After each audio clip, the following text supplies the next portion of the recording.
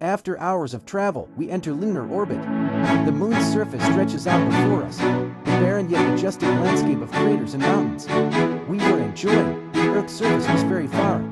Oxygen was not present. It was one of my mind-blowing journeys.